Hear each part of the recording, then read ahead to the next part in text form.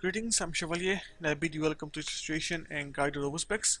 Uzbeks are a horde. They're the third largest horde in the game.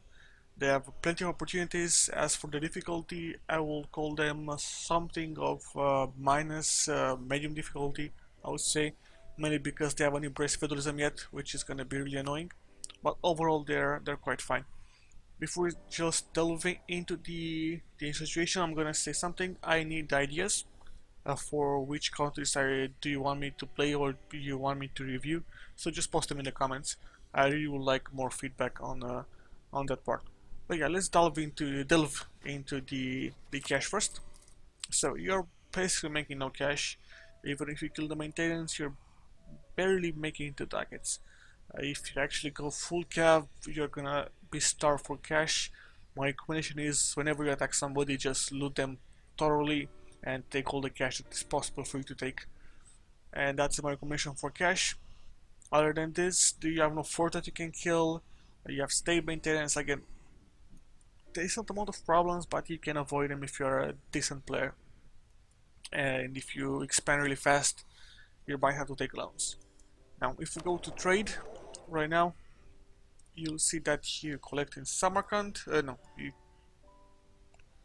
Oh shit! You collect here, man. No, you collect in Samarkand, mate. Sorry, my bad. You collect in Samarkand. Guys, I see here. So you collect in Samarkand. You're gonna push from here, and later on you're gonna push for Yemen. You're gonna strive to push trade from the Beijing trade node, while at the same time moving your trade node into Persia, Aleppo, Alexandria, all the way down here until you reach the Genoa trade node. That's your entry node. Either Genoa or Venice. I do recommend Genoa for the late game. So slowly push trade from here first, from Yemen, from Siam, from Beijing, from Lhasa, for example, and then slowly push trade into Samarkand and consolidate the trade war in Samarkand here. Now, let's go to the estates. You are the tribe. You're a tribe, so you have the tribe estates. You're a horde, actually, not a tribe. So you have the tribe estates here. Quite simple. You can raise a host. You can actually also get a minister. That's 71. And you can actually swap this out. Basically, you gain the loyalty for ducats, and you gain manpower for loyalty. So this can complement each other, so you can get more cash that way. Or you can get more manpower that way, so you can replenish this. Do this when you're starting to be low on manpower. Try to do it as soon as possible, even if you have to sacrifice some troops, simply because you need that. You need to be efficient with this. You can have it every 10 years, so you can gain a decent amount of manpower every year. Per year, that'll mean I guess 600 manpower extra per year. Yeah, so divided by 12. Again, you'll probably get an increase of what, 20%, I guess. I haven't done the math. But about 20% increase in manpower if you do it every 10 years. Now let's go into the court. You have 4 to 5, pretty decent all military. You're gonna gain a decent amount of military points, so you can get the next tech really fast. Unfortunately, you don't have a feudalism embraced, which is gonna really take you down a little bit. Here, I do recommend taking just one advisor, and that is the admin advisor for admin points, so you can get your idea faster, or the military advisor here, so you can get faster military points. If you really want to be risky, you can go for this guy that you got from the States, the +2 guy here. This is gonna get your cash to 0.64 per month. If you go for max, it's gonna be troublesome, but it's worthwhile because you get 10 points per month. You're gonna get faster take on military. But at the same time, remember that you're a horde, so you can raise. If you can raise, you can get the free points, so that's doable as well. Pretty much standard stuff. Here you recommend going for national focus on admin, and if you want to go for the first idea really fast, I recommend going for the admin advisor if you're a medium level player. If you're a high level player, I might recommend you getting 2 advisors basically. Like just going with 2 advisors if you can pull it off. Remember, if you can pull it off, it's a balancing act. But if you can pull it off, it's going to be really beneficial for gameplay. Other than this guy is 40 years old. Hopefully he'll die. If he dies, you're gonna get a random leader. He should be decent. If you get an heir and he's still on regency, if he dies, he's gonna get replaced. So hopefully you're gonna get a really nice heir, perhaps, and he's gonna be able to come of age. Other than this, this guy is not a general, so he should not become a general simply because he has a decent amount of stats. So he has overall 11 points, with mainly on admin and military, which are the more important categories. Let's go to the government. As I said before, you're a horde. You have band power modifier plus 20%, land force limit plus 20%, and looting speed plus 50%. At the same time, if I'm not mistaken, you pay no reinforcement cost. If I'm mistaken, you pay no reinforcement cost, so that is gonna help you as well. Other than this, pretty much nothing here. No actual modifier, so you're golden for diplomacy, allies, and rivals. So you don't need any allies and rivals at the start. Any allies at the start. Rivals, you'll have plenty. My recommendation is perhaps Golden Horde, an alliance with the Golden Horde, and the enemies of the Timurids, perhaps the Mamelukes if they want to have you as an ally, though it's highly unlikely. Any other guy that can safeguard you against Timurid expansion is gonna be really helpful. But first and foremost, the Golden Horde should be your main ally, simply because you'll want to safeguard against Muscovy, or you'll want to push into Muscovy early on, so Golden Horde is a good ally on that side. Other than this, nothing much more. Keep an eye on Ming and have improve relations with Ming, so that they don't coalition you. Same goes for Timurids. Try to be careful of aggressive expansion, but your primary ally should be the Golden Horde. You'll mostly play with vassals, so that is gonna be good. Now, as your rivals, just pick the smallest guys. Your primary target of attack is gonna be the Chagatai and the Kazan, the Nogai as well. So these guys should be your primary targets. It's possible for you to move into the Oryats as well. Again, these three guys are your primary targets for attack. The Chagatai may become a useful ally if you want to use them against the Oryat. They usually start with Mongolia being disloyal, so they're easily squashed by a lone Uzbek, so you probably do not need to have an ally against Oryat, so they're gonna be a drag on you, so you might not want to ally them. But just choose your target. For example, you want to attack the Nogai, or let's say the Kazan. So you should probably be careful of this. At the same time, try to make sure that you can see whoever the Timurids might ally. So basically, they might ally Kazan, they might ally Nogai, and they might ally the Golden Horde. So that's gonna be troublesome. If they ally the Golden Horde might not ally you. That's gonna be troublesome as well. If they ally the Nogai, you're not gonna be able to attack the Nogai. If they're like Kazan, you're not gonna be able to attack Kazan. So careful of the Timurid allies. They should probably go into the expansion guide, but it's worth noting this right now so you can actually remember if I forget to say it. So yeah, any of these rivals here, Oryat, Chagatai, Nogai, Kazan, attack them. Usually go for the weakest link, conquer them, then move to the next one, so you can get a decent amount of power projection, then you can get more points, etc, etc, etc. We talked about cash, we talked about trade, let's talk about technology. So your tech group nomadic, it really doesn't matter anymore, but sure. You have it matters for military units though, so that has to be noted as well. So you have the institution penalty for 50%. You have not embraced feudalism. At the same time, feudalism, you do not gain any points per month. So an expansion into Muscovy or Georgia here, whoever that you can actually get lands that had feudalism, so you can get points into feudalism really fast. So expansion into this side or this side as well, even this side here into Yer and Haixi, so you can actually get the feudalism for there. It's up to you, but you really need the modifiers for the feudalism yet, and as soon as possible, basically. So that is it for the tech, for the institutions there. Let's actually go into techs. You might want to take tech 5 so you can get a first idea. Put the standard here. Try to use the modifiers if at all possible, so you can actually save those 5% there. For Diplotech, just save points so you can actually get the idea really fast. The first idea is going to be a diplomatic idea. For military technology, I recommend just using the modifier as much as possible. If you want to go to war, just boost it up. If you feel threatened, for example by the Timurids, boost it up again. but try to use the modifiers if at all possible.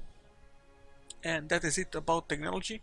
Nothing much more to say. Remember that you are no bad tech group, so you're gonna have better cavalry.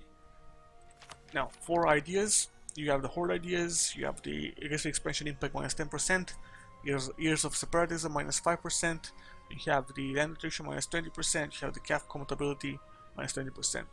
So let's actually go from the start. Aggressive expansion impact, excellent. Separatism, excellent. Land nutrition, not that great. You have the calf compatibility plus 20%, excellent. You have the land maintenance, okay. You have the shock, excellent. You have the core creation cost minus 25%, excellent as well. You have the manpower recovery speed, excellent, and you have the national manpower modifier, excellent as well. At max, you have stability cost modifier minus 10%, which is crap. Overall, these ideas are really good for expansion and a huge amount of armies. There's not much more to see here. GG for ideas. You can expand really fast as a horde. That's a given. For your national ideas, I recommend going influence followed by admin, followed by religious and a military idea. That is the standard. If you do not want to go for religious, go for humanist or a military idea. Depends on how you want to play it. My recommendation is go for religious. You're gonna have problems keeping most of these lands in check, perhaps the Hindu, the Tengri. Although if you're Sunni, you might be able to do it without those modifiers if you want to switch from Sunni to something else, which is highly unlikely, but again, it's up to you if you want to pull it off. You might want to go for a military idea. As for military idea, I recommend going for the offensive or quality, depending on how far you are into the game, and if you want to fight against the Mediterranean guys. Basically, if you have a navy, I truly recommend going for quality. It's gonna give you better ships and better troops as well, while offensive gives you only better land troops, not better ships as well. Now, other than this, you can go for military idea first, then follow the influence, followed by admin. But I do not recommend that simply because you'll want to have a decent amount of vassals, so you can actually vassal fit your VCB. So that is not recommended. Doable, but not recommended. Now, for missions and decisions, you can form Bukhara, you can form the Mughal Empire, you can unify the Islam, and you form the government. These two are pretty standard, unify the Islam and form the government, so nothing much more to say about there.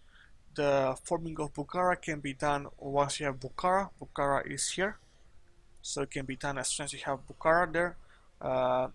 Followed by that, you can actually you also have to have feudalism as well, but that can be done really quickly. Probably you have feudalism before you can actually squash the Timurids.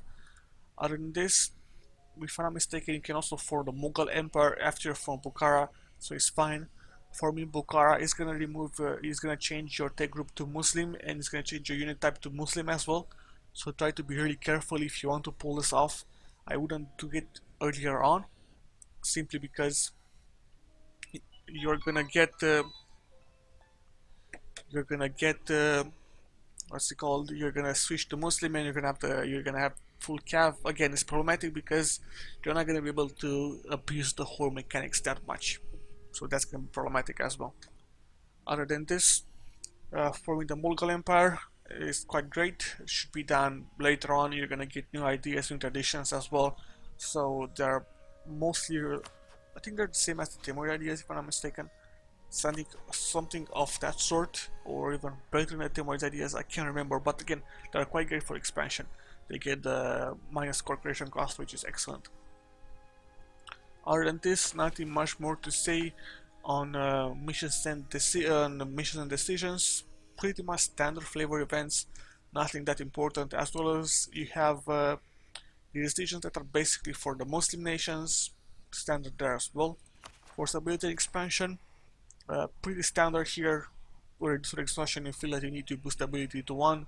Here you recommend going for the native repression policy. You're gonna be big enough. I don't recommend colonizing this because they're quite crap. You have a faster expansion if you actually move all the way to air and military rather than just colonize. These lands here are pretty crap. A waste of cash, in my opinion. Now, for religion here, you're Sunni, nothing much more to say here. Earlier on, you're gonna be stuck to minus piety, uh, simply because you're gonna attack the Kazan and you're gonna attack the Nogai. That is gonna help you early on, simply because you're gonna gain less. You're gonna gain a modifier for for tech basically, because you're gonna have a lack of piety. That's gonna be good. Later on, when you attack this guys here, you're gonna have when you attack the Orthodox here as well, you're gonna have piety by the bucket load, so that's gonna be okay as well. Especially because these guys are quite diffused. For example, you can attack Sagyogir, Kam, Utsang, so you can actually gain a decent amount of piety by just doing simple wars. Other than this, there's nothing much more to say on religion. Let's go to military here. Here I recommend switching to full cav and having as much cav as possible. Try to consolidation for your regiments, for your infantry regiments, so you can actually have the available slots. At the same time, having full cav is gonna cost you a huge amount of manpower, a huge amount of cash.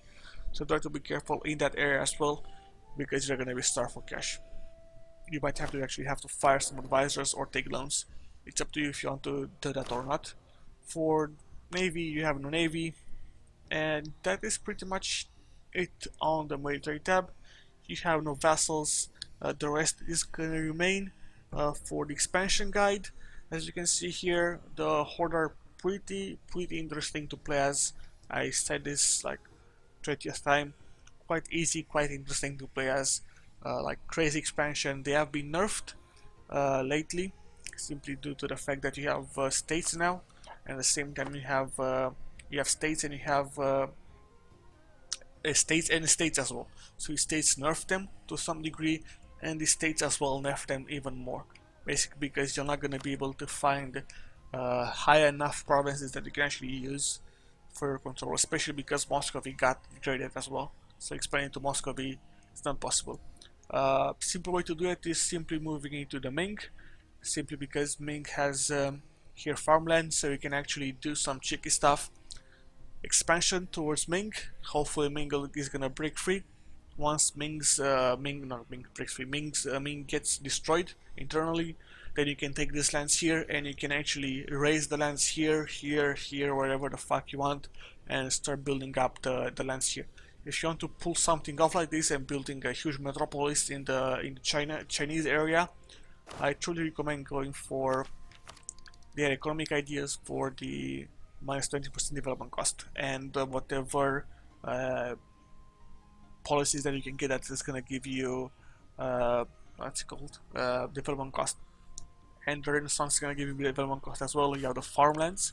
That's why they're important, because you have the farmlands here. You have development cost minus 5%. So overall, you're gonna get more bang for your buck from the regions here.